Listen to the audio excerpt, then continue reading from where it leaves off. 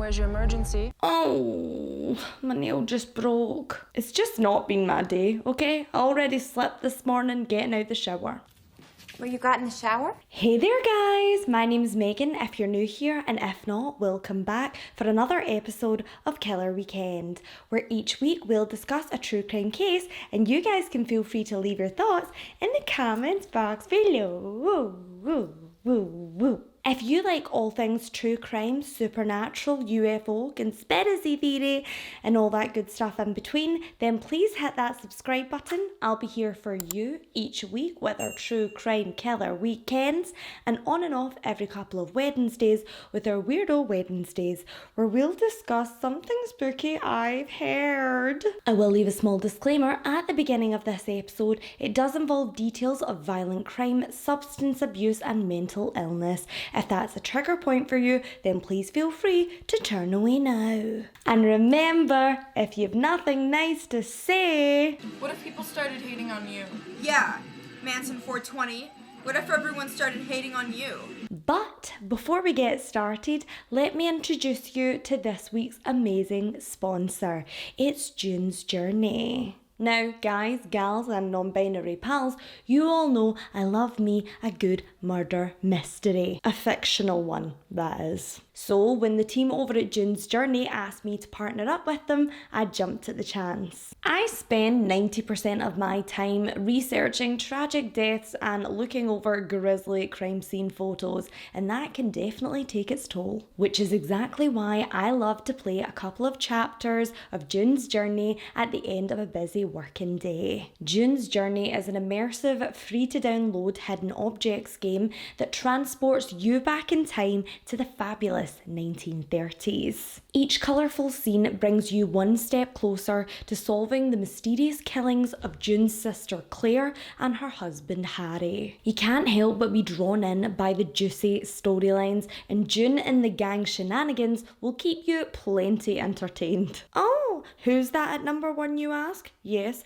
that is me, Ice Cream C137. I know, hold the applause. I am awesome at this game. When you're not too busy playing detective, you can build your dream home, renovating your seafront property and decorating the sprawling gardens with novelty items such as pets, fountains, and striking floral arrangements. I've been saving up my gold coins for this charming swan pond, and I'm gonna set it in the corner next to my beautiful mansion. And also, how cute is my little pony sitting in her stable? She is so cute. I called her Agatha after the famed murder mystery writer Agatha Christie. Representation is extremely important to the game's developers over at Wooga, which is why June's Journey features a cast of beautifully drawn and diverse characters, all with their own unique backstories and personalities. So, if you fancy taking a crack at solving the hottest fictional murder case of the dirty 30s, then download June's Journey for free by clicking the link below in the description or via the QR code on your screen. June's Journey is available on Android and iOS mobile devices, as well as on PC through Facebook Games. A huge thank you to June's Journey for sponsoring this video, and to all of my fellow detectives out there, happy hunting! Hiya gremlins! How are you all, you bunch of beautiful bastards? Guess what? I get married in 9 weeks.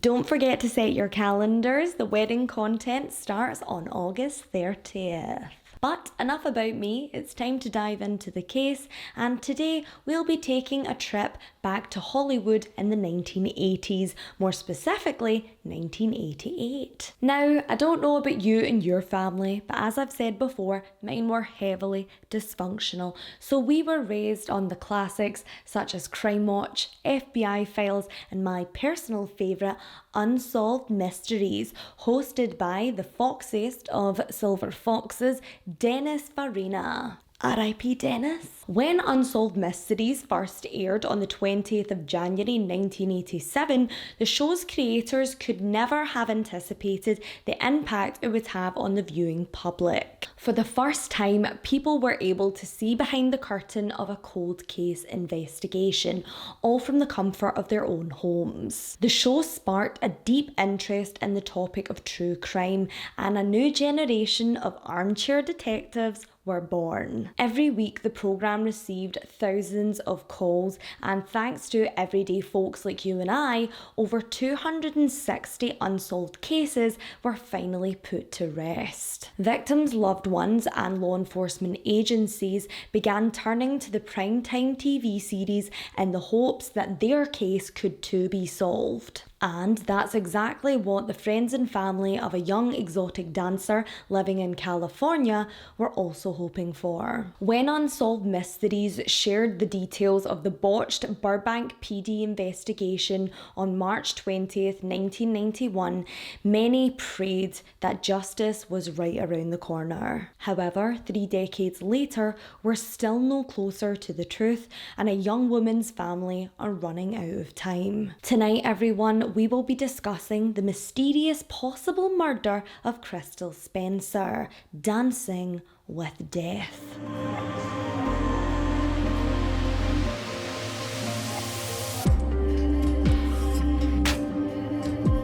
The Hollywood sign, standing at a colossal 45 by 450 feet, is undeniably one of the most symbolic landmarks in US history. Originally built in 1923 as an advertisement for a real estate project, it's become a mecca to aspiring young men and women, all in the pursuit of fame and fortune.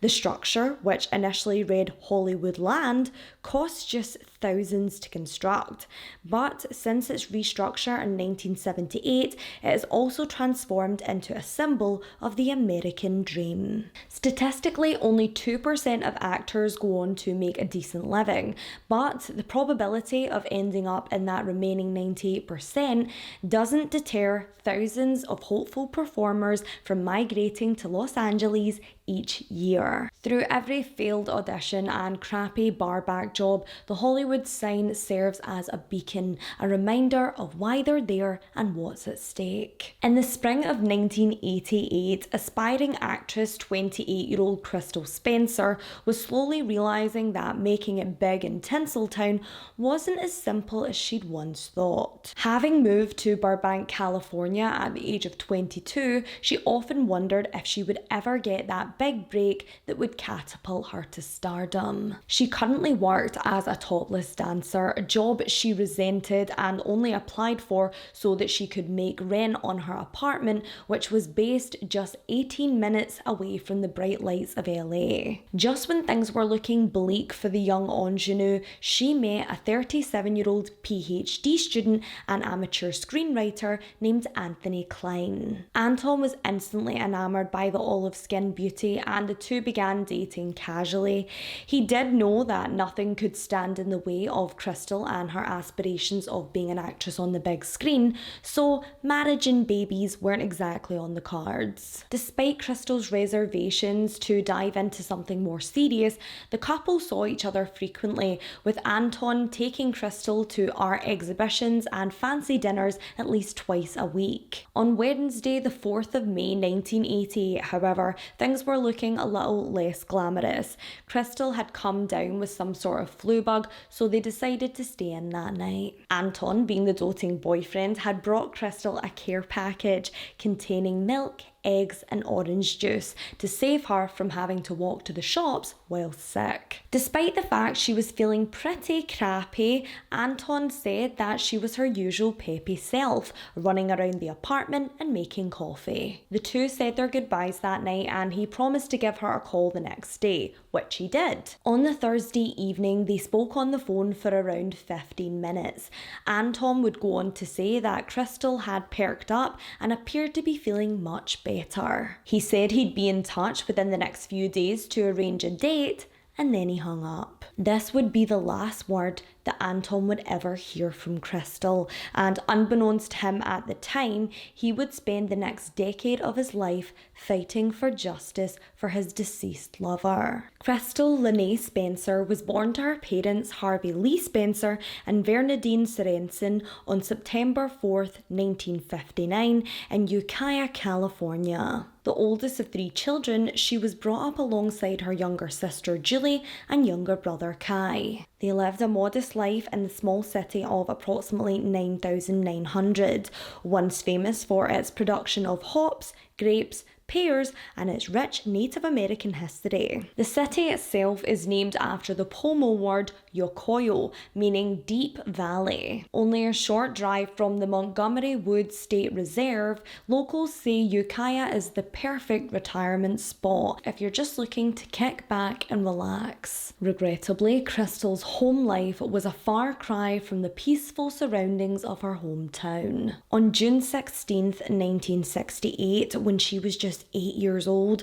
her father Harvey Lee Spencer, a former member of the US Army, died in prison under mysterious circumstances. A fate that tragically he and his eldest daughter would soon share. After his death, Bernadine struggled to make ends meet. She'd only been a teenager when Crystal was born, so to find herself alone in her 20s with 3 kids was devastating to say the least. The family muddled on as best as they could, but at the age of 17, Crystal was forced to drop out of high school and get a full-time job. Without any qualifications, options were limited, and the teenager worked as a cleaner and later took up a position as a secretary. The burden of responsibility weighed heavily on Crystal. If she wasn't working double shifts, she was taking care of her younger siblings. As the days passed her by, so did her childhood dream of becoming a Hollywood actress. She grew bitter of her life in Ukiah,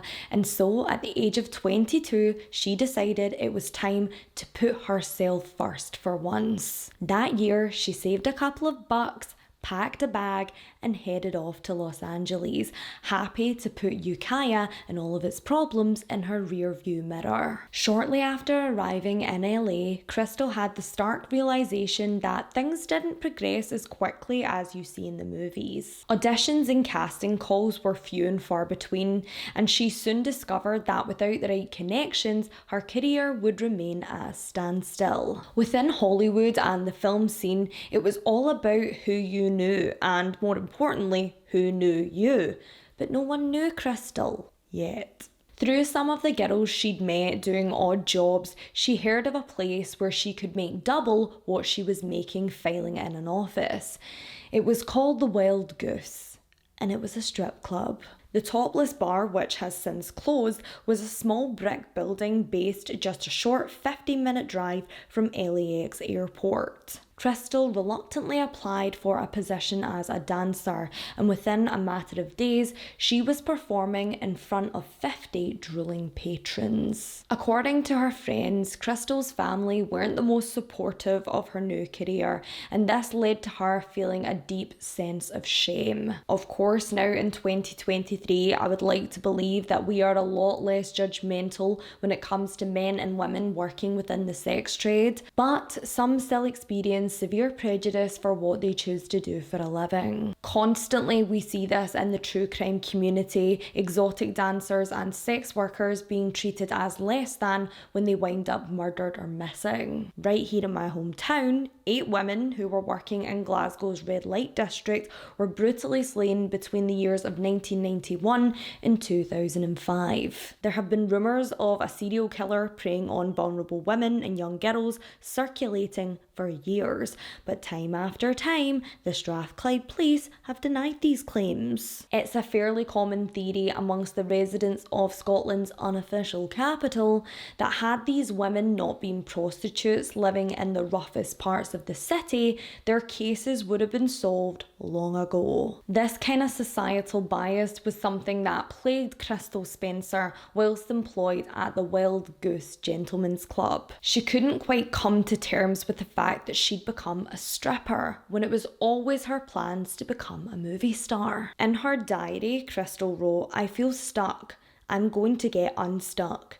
And in another entry, she scribbled, "God guide me, get me out of the wild goose by the end of May." Close friend Patty Jo Millhouse could just tell her girl wasn't herself, claiming she would spontaneously burst into tears, so desperate to escape the wild goose and all that it represented. If you really want to know what kind of person Crystal was, it depends who you ask. According to her pals, she was a loyal friend who spent most of her time with her head in the clouds, dreaming of a better life. When Crystal left Ukiah, she envisioned living in a shiny new world where she'd finally be the leading lady. Instead, she'd been left disillusioned with the City of Angels. Compared to that of her friends, however, her family had a different opinion.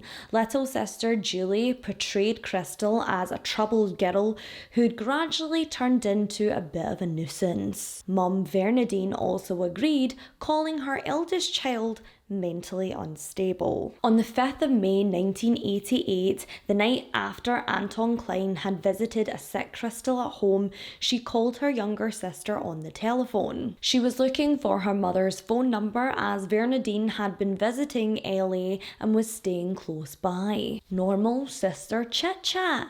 But what was odd about the interaction is that when Crystal repeatedly asked for her mother's contact info, she was also repeatedly told no. Julie later explained that she'd been given strict instructions by their mother to not give Crystal the number. Allegedly, she was the type of person that if she couldn't get a hold of you the first time, she would just ring the phone off the hook. Crystal's family and friends paint two vastly different pictures of who she was. And I suppose it fits right in with the duplicitous lifestyle she led right before her premature death. In the May of 1987, the California native ran into boyfriend Anton Klein at a weekend barbecue. Despite him being 10 years her senior and the fact the two were from completely different social classes, they hit it off immediately. Anton was studying a PhD in history at UCLA and came from a wealthy background. Crystal was a thrifty wannabe Julia Roberts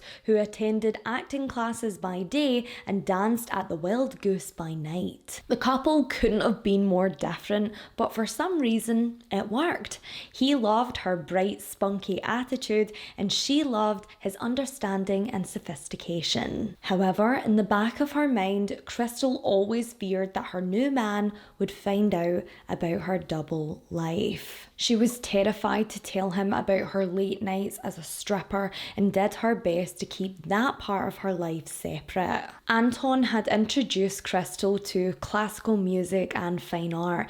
She felt like a different person when she was with him. When she was on his arm, people treated her with respect and dignity. She wasn't little Crystal Linnae anymore. No, she was Miss Spencer. Just 4 months into their relationship, the romantic bubble surrounding the new couple was suddenly burst. An acquaintance of Anton's recognised Crystal from the Wild Goose, and just like that, the jig was up. At first, Anton was upset, not about the stripping, but about the fact that Crystal had lied and that she'd thought the worst of him, assuming that if he uncovered the truth, he would leave her. Terrified he would walk away, Crystal promised that she would give up her job, despite the impressive $300 in tips she received every night. But Anton said this wouldn't be necessary. When the spring of 1988 rolled around, their relationship was pretty much still in the same place. Crystal could be quite non-committal and didn't want to be tied down by a man when her big break eventually came knocking. But sadly, a substantial amount of time had now passed, and that moment never came. Boyfriend Anton would later say that the initial spark of self-confidence that drew him to Crystal had started to fade. 1988 was 100% a very different time, and by the age of 30, society would expect women to have figured their shit out. It wasn't like today where your 20s are spent taking embarrassing selfies and calling your ex-boyfriend 20 times from the bathroom stall of a nightclub. But she caught me on the counter, The sad thing is, if Crystal had been alive today, she maybe wouldn't have felt so lost, and she possibly wouldn't have lost her life. She had friends that loved her, such as Anton and her colleagues back at the club, who were always looking out for her. Security guard JD Leffler always made a conscious effort to walk the girls back to their cars at the end of every shift. He chatted to Crystal about life back home and her plans for the future. She confided in him that she'd been offered a job in Japan as a hostess. This would be her second chance at a fresh start. Anton was aware of the opportunity overseas, and although he was gutted at the thought of losing her, he wanted to be supportive, all the while secretly hoping that she wouldn't actually go. And that's why when his girlfriend of 1 year didn't answer the landline for over 3 days, Anton's heart sank. Had she really just packed up and left? The strangest thing was, though, that Crystal's phone didn't just ring out. The line was continuously busy for over 72 hours. Finally, after contacting the operator, Anton was informed that the phone was in fact off the hook. Concerned for Crystal's welfare, he went to the Wild Goose to see if any of the staff had heard from her since the 6th of May. Now, this is where the story gets kinda messy. You see, there was no record of Crystal having clocked in for her shift on the night of the 6th. Some dancers said she was working, others said no. Security guard JD Leffler was adamant that she had been there that night because she'd told him that she'd taken the job in Japan and wouldn't be back. The whole situation was just sketchy to Anton. He couldn't believe that Crystal would just leave without even saying goodbye. But when the knocks at her door went unanswered, he had to accept that maybe their relationship had meant a little bit more to him than it did to her. Of course, it seems strange to him that this woman he'd been dating for over a year would move halfway across the world without so much as a phone call. But with no mobile phones and no real signs of foul play, he was forced to move on. For 1 whole week, nobody heard from Crystal Spencer. Not her friends, boyfriend, or family. Some worried, and some ashamedly did not. Then, on the 13th of May 1988, a foul odour spreading throughout a block of Burbank apartments would bring police to Crystal's doorstep. The home was quiet, but the overwhelming smell of decomposition was unmistakable. After gaining entry to her flat, officers discovered the decaying remains of 28-year-old Crystal Lene Spencer. She was in a seated position in the corner of the living room with the telephone cord wrapped around her body. Her state of undress was also a cause for concern, as she was found wearing only a red shirt, nude from the waist down. Right away, first responders got the feeling that the scene had some apparent sexual undertones. Coroner Deborah Kitchings couldn't ignore the obvious signs of a struggle, as the living room had been left in disarray. Initially, she theorised that Crystal had either been attacked whilst attempting to call police, or that she had perished from an unknown illness before having the chance to summon an ambulance to the residence. Phone records showed no call to 911, so whether by sickness or by violence, Crystal was stopped from making that call. As her corpse had been left to perish in a hot Californian apartment in the middle of spring, the aspiring actress's remains were unrecognisable. The conditions of the body were so bad that Crystal's race couldn't even be determined until taken in for an autopsy. As the beautiful young woman was lifted into a black bag and taken from the flat, neighbours and acquaintances gathered outside, whispering amongst themselves. Crystal's downstairs neighbours, Jetson Taylor, a successful engineer, and his then fiancée, Susan Aiken, sheepishly confided in police that they had a confession to make. Now, if the name Susan Aiken seems familiar to anyone, it's probably because this blonde stunner was crowned Miss America back in 1986. The Mississippi bombshell wowed judges with her tiny Barbie-like waist and her interesting rendition of a 1960s Italian classic called Il Mio Mondo. She also made headlines for her controversial and outdated remarks regarding the withdrawal of the Prohibition of Mixed Marriages Act in July 1985. Yep, she was one of those. Flash forward 2 years after her win, and it would become very clear that along with singing power ballads, sound judgment was not one of Susan's strong points. She and her partner Jetson, nicknamed Jet, both admitted that in the early morning hours of May 7th, they'd heard a muffled shrieking coming from Crystal's home upstairs. The couple told various media outlets that they'd been woken up by a high-pitched moaning sometime between 2 a.m. and 3 a.m. At first they thought it was some sort of erotic encounter they were overhearing, until the cries grew more desperate. Susan later described the sounds in great detail, stating, "All I could think about was somebody taking a cigarette butt to somebody and burning them. My gut reaction was that someone was being tortured." Jet Taylor shared a similar recollection of that evening, claiming it was some screaming, hollering, gagging and choking. You know how you can associate sounds with something you've heard before? These are sounds I've never heard. They were from her. At one point, Jet even got out of bed to press his ear up against the wall in the hopes of getting a better idea of what was going on. However, despite the fact that both of them were pretty sure they were listening to a young woman being savagely murdered, neither of them wanted to bother authorities. They later said they discussed what would be the right thing to do, and they decided that it was best to stay out of it and not get involved. They did gossip about the startling occurrence to the landlord the next day, but he also failed to report it to the Burbank police. In 1991, Susan Aiken appeared on the segment of Unsolved Mysteries discussing Crystal's murder.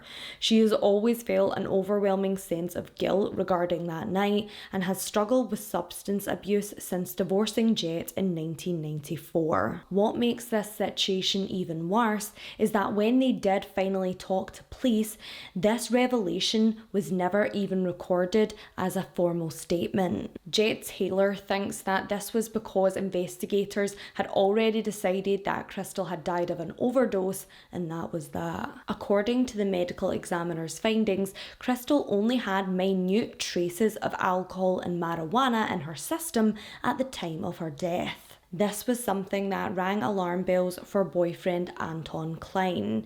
Crystal had been taking aspirin to help alleviate symptoms of her blocked sinuses, but that never showed up in the autopsy report. Due to overcrowding and strained resources, the young exotic dancer's remains lay amongst dozens of others, distinguished only by a toe tag which read Jane Doe. Crystal's family were eventually given the soul-destroying news that the body on the cold embalming table was that of the eccentric 28-year-old. She had been identified via her fingerprints, which was strange to her mother, Bernadine, because as far as she was concerned, her eldest daughter's remains were in such bad shape that she wasn't even allowed to look in on her to say her final farewell. Like most people would, Bernadine trusted police and believed them when they told her that this was her, Crystal's, body.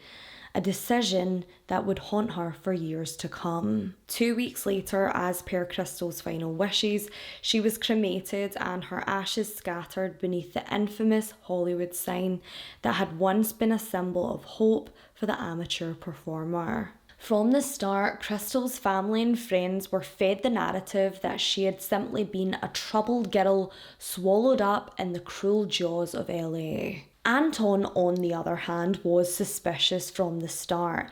He found the initial story that Crystal had just up and left for Japan bizarre. He was equally bothered by the fact that the coroner couldn't determine a definitive cause of death. Now at this point, the details of her toxicology report had been kept under wraps by law enforcement. Had Crystal Spencer been murdered? Former medical examiner Deborah Kitchens certainly thought so. In an article for the Los Angeles Times, she stated that a sixth sense told her that Crystal had been a victim of foul play. When Crystal's body was discovered, details of the possible crime scene were relayed back to her mother and her siblings. But to the surprise of investigators, Julie and Bernadine were able to explain a lot of the red flags away. Remember how Crystal's living room had been left in an absolute mess, as if someone, maybe her killer, had ransacked it? Well, in the words of her own family, this wasn't actually unusual. Crystal was apparently an unstable person with a history of addiction and was comfortable living in conditions that reflected her mental state.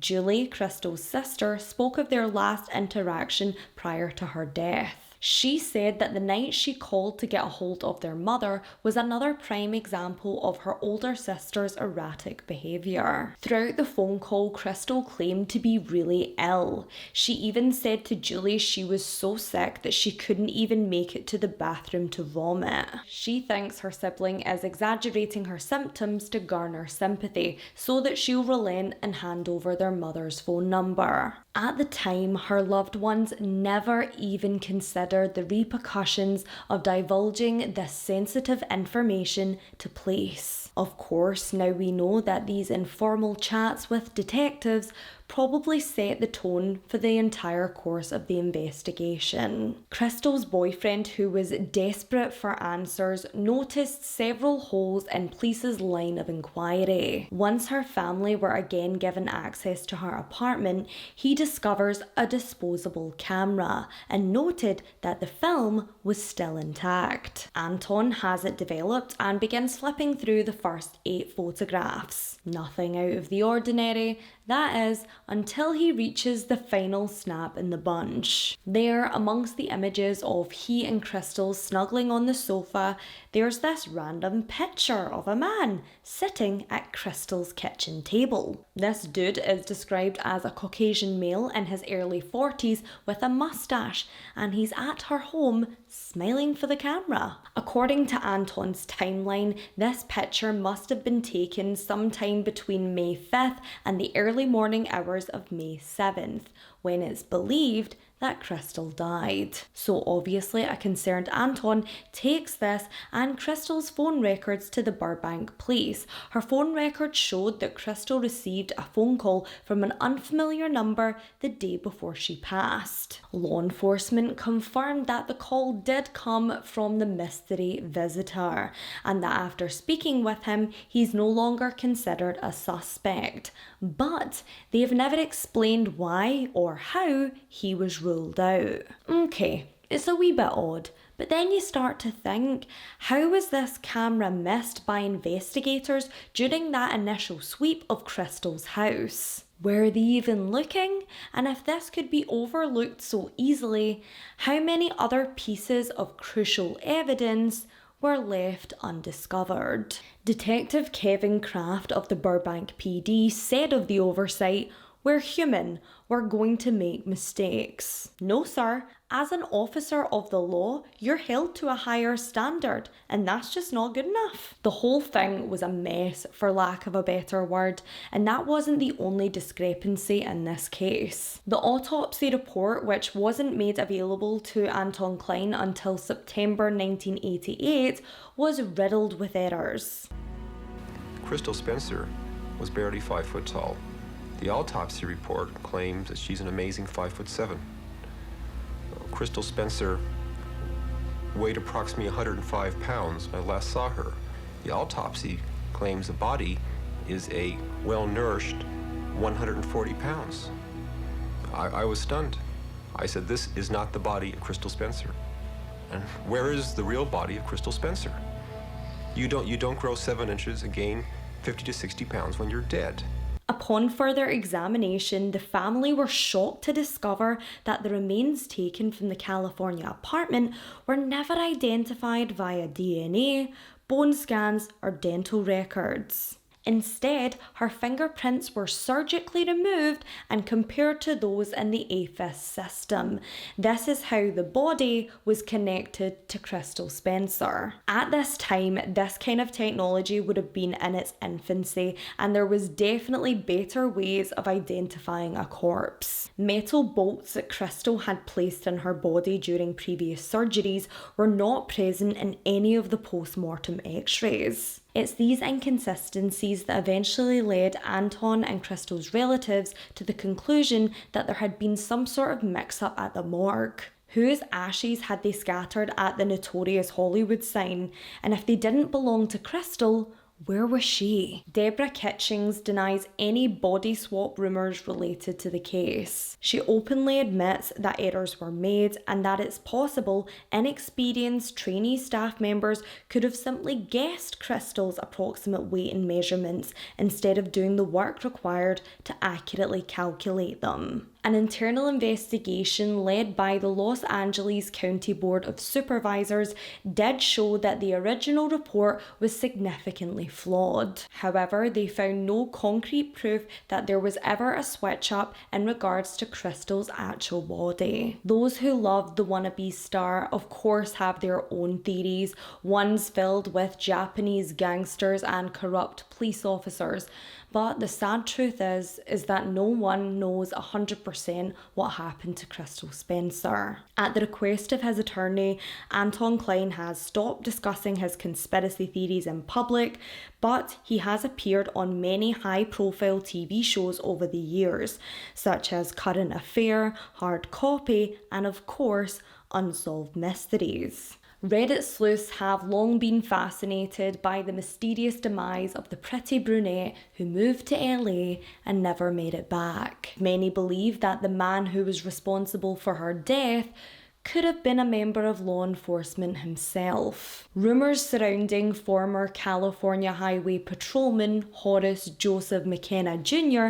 have been circling for decades. He was allegedly running several illegal gambling rings, one from a warehouse in Inglewood where Crystal was reportedly known to frequent. The 300-pound tough guy was reportedly a silent partner in several strip clubs, and he did indeed hang out at the Wild Goose Club, so he may have been familiar with Crystal. Dancers who remained anonymous for their own personal safety claimed that Horace would often entertain his old buddies from the force in his underground establishments, facilitating whatever they needed to have a good time, whether that be booze, drugs, or women. Was this the reason why Crystal's case simply disappeared? And does this go even deeper than we could fathom? Like most of you watching, I would love to believe that our justice system is earnest and true, but as we've seen in recent years, it would be naive of us to assume so. To the shock of Crystal's family members, their legal team discovered that the FBI were just casually holding a very weighty file on Crystal. Was she an informant? Was she involved in some dark underbelly of the Los Angeles club scene? We may never know, because despite numerous requests to release them, 21 pages of that file remain tucked away in the FBI's archives, never to be seen. It's been 35 years, and Horace was shot outside his home in 1989, so why the secrecy still? Some people believe that Crystal was an informant for the FBI, and if so, could there be some significantly big fish involved in this murder/cover-up? Like I said, at this point it's been over 3 decades and we're still guessing, throwing out ideas and hoping that something sticks. As sad as it may seem, people do love a good mystery. It's the reason why TV shows such as Beyond Belief and Unsolved Mysteries were so popular in the 80s and 90s. As human beings, we're naturally inquisitive, which can be a blessing or a curse, especially in the world of true crime. In this day and age, curiosity can lead to the arrest of a monster, or the public persecution of an innocent family. The best thing we can do is give these victims the respect that they never got in death. Crystal, like so many women working within the sex industry, felt ostracised for her choice of career, and sadly that prejudice carried over after she was gone. Do I think if Crystal was a wealthy, blonde, stay-at-home mum from Calabasas that her case would have been handled very differently? Yes, I do. It's almost as if her being an exotic dancer dehumanised her, not only to the police, but to the public. We need to see through the smoke and realise that somebody's job doesn't determine how worthy they are of justice. So let's remember Crystal Spencer as the spunky, energetic woman who journeyed to Hollywood with stars in her eyes, instead of just some girl who was dancing with death. I hope you enjoyed this week's episode. If you did, please give it a thumbs up. For me, it really helps this wee channel of mine. Also, please remember to download the amazing June's Journey. Trust me, you will not regret it. If you're watching for the first time and you're like, the accent is getting slightly better, I think I can almost understand her, then please hit that subscribe button and the notification bell so you don't miss any of our upcoming episodes. If you'd like to see what this wee Scottish lassie does in her free time, then feel free to follow me. Not home, because that's psychotic, on Instagram at Megan True Crime. I also have threads at Megan True Crime, and if you partake in TikTok, it's at Megan.truecrime. Remember, gremlins, I love you all so much, so please lock those doors, don't talk to strangers, and ladies, stop hating on strip clubs, okay? I've had a lot of stripper friends in my time. They don't want your men. They do want their money, though. What you want? See ya! Big kisses.